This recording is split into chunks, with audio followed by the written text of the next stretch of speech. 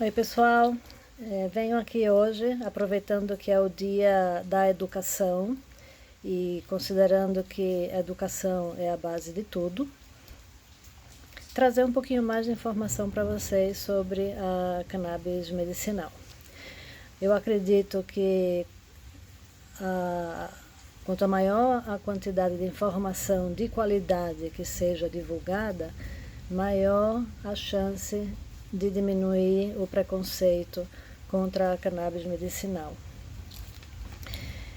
Muitas pessoas não prescrevem ainda a cannabis medicinal pela falta de estudos científicos.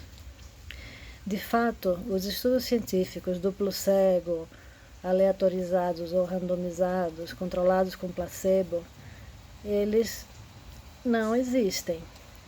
E também não vão existir num período tão curto de tempo. São estudos que levam muito tempo. Até há pouco o uso da cannabis ou do canabidiol isolado não era permitido no país. Então os comitês de ética, mesmo que quisessem, não poderiam autorizar esses estudos. Então existem várias razões pelas quais não tem os estudos que se quer. A outra questão importante de falar é a questão da medicina baseada em evidências. Para a medicina baseada em evidências, os estudos que têm maior peso para que a gente possa amparar uma prática médica são esses que eu falei, os estudos duplo cego, randomizados e controlados com placebo, e de preferência que eles sejam vários, repetidos com diferentes populações em diferentes lugares, para que os resultados confirmem os resultados encontrados nos estudos anteriores. Quando você consegue juntar vários desses estudos, você faz uma meta-análise. E a meta-análise é considerada o padrão ouro, como se uma meta-análise diz que é bom, então de fato é bom. Só que já existem vários estudos contra a meta-análise, mostrando como as meta-análises podem errar também. Então a gente precisa ser criterioso quando escolhe seguir ou não uma prática médica. Embora hoje em dia a ciência vá na frente e a ciência dite o que se deve fazer na prática clínica, até o momento em que a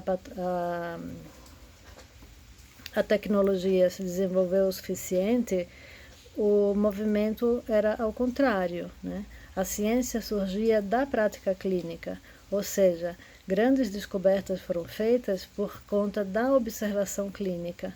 Então, a observação clínica, o relato de caso ou de série de casos, que já deram início a muitas pesquisas que levaram ao desenvolvimento de muitas drogas ou técnicas, hoje em dia é considerada como tendo um valor menor. E, no entanto, eu acredito que tem um valor extremamente grande. Principalmente porque na nossa clínica a gente trata de pessoas, e a pessoa é aquela pessoa que está na sua frente. Você não está na frente de um livro, de uma estatística.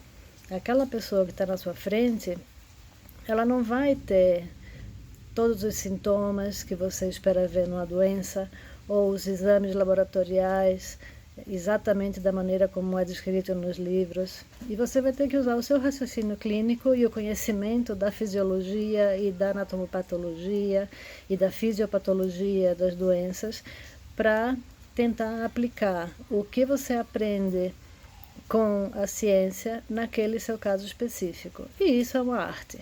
Por isso que se diz que a medicina é uma arte. Não é só uma ciência. Tem muita ciência, mas quando a gente olha para o ser único, aquele indivíduo na sua frente, com a sua história de vida, com o meio ambiente em que ele convive, com a alimentação dele, com o ritmo de sono, ou seja, com todas as características que são singulares a ele, inclusive a parte psicológica, as questões psicodinâmicas, os estresses da vida, o que é que faz ele sofrer ou não. Tudo isso tem que ser levado em consideração quando a gente vai dar um diagnóstico e instituir uma terapêutica. Então, é óbvio que a ciência é importante, mas não é porque uma coisa ainda não está balizada pela ciência que ela é ineficaz. E aí eu falo da cannabis medicinal. A prática clínica tem mostrado que ela é extremamente segura, inclusive já fizeram vários testes para tentar matar animais de laboratório com altíssimas doses de cannabis e não conseguiram. Então, ninguém vai morrer de overdose de cannabis. E, no entanto, as pessoas têm muito mais medo de prescrever cannabis medicinal ou canabidiol, em vez de prescrever um antipsicótico ou um antidepressivo. E os antipsicóticos e antidepressivos matam, e os benzodiazepínicos mais ainda. Então, existe aqui uma inversão de valores em que se dá muito menos atenção a um produto eficaz por conta do medo e do desconhecimento, e se dá mais valor a produtos com os quais a gente tem anos e anos de experiência, 50 anos, 60 anos de experiência com antipsicóticos, e que têm efeitos colaterais terríveis, como, por exemplo, a discinesia tardia. E o canabidiol tem efeito antipsicótico, serve para uma série de doenças em que os antipsicóticos são úteis e tem menos efeitos colaterais do que os antipsicóticos. Enquanto os antipsicóticos engordam, o canabidiol não engorda. Só para dar um exemplo. Então, tudo isso é para falar que hoje, como é o dia da educação, eu espero que a educação, a informação de qualidade chegue a todos vocês para que possam tomar as melhores decisões na sua clínica diária. Peço que se inscrevam no meu canal e divulguem se gostarem, e até o próximo vídeo.